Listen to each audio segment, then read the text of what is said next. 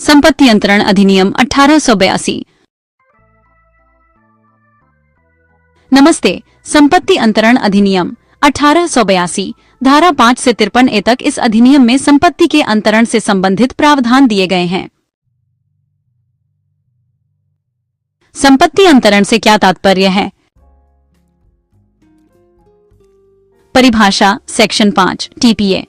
जब किसी जीवित व्यक्ति द्वारा किसी संपत्ति को वर्तमान या भविष्य में किसी अन्य जीवित व्यक्ति को स्थानांतरित किया जाता है तो उसे संपत्ति का अंतरण कहा जाता है। तो देखिए, सरल शब्दों में संपत्ति अंतरण का मतलब है जब कोई व्यक्ति अपनी संपत्ति को किसी दूसरे व्यक्ति को अपनी मर्जी से और कानून के मुताबिक देता है।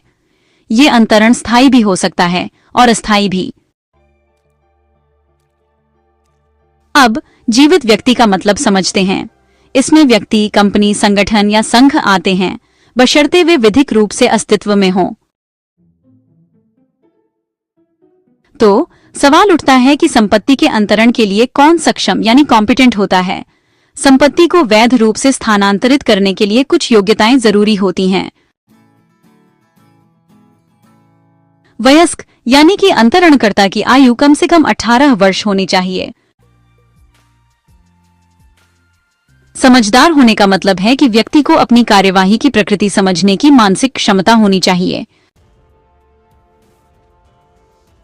विधिक अधिकार का अर्थ है कि अंतरणकर्ता को संपत्ति पर वैध स्वामित्व या वैध अधिकार होना चाहिए। 4. वैधानिक रोक का अभाव। उस व्यक्ति पर किसी विधिक रोक जैसे कि न्यायालय का निषेधाज्ञा का प्रभाव नहीं होना चाहिए। एक वैध हस्तांतरण यानी वैलिड ट्रांसफर की आवश्यक शर्तें इस प्रकार हैं।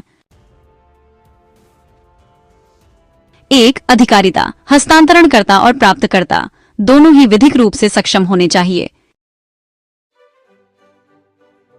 तो केवल वही संपत्ति हस्तांतरित हो सकती है जो कानून द्वारा प्रतिबंधित न हो, जैसे कि भविष्य की विरासत या सरकारी सेवा का वेतन। ये सब हस्तांतरण योग्य नहीं है। हस्तांतरण हमेशा बल, धोखा या दबाव के बिना पूरी तरह स्वेच्छा से होना चाहिए। और संपत्ति का हस्तांतरण किसी भी अवैध कार्य के लिए नहीं होना चाहिए, मतलब इसका उद्देश्य हमेशा विधिक होना चाहिए। 5. पंजीकरण एवं लेखबद्धता। अगर कानूनी रूप से आवश्यक हो, जैसे कि 100 रुपए से अधिक मूल्य की अचल संपत्ति के मामले में, तो पंजीकरण आवश्यक होता है।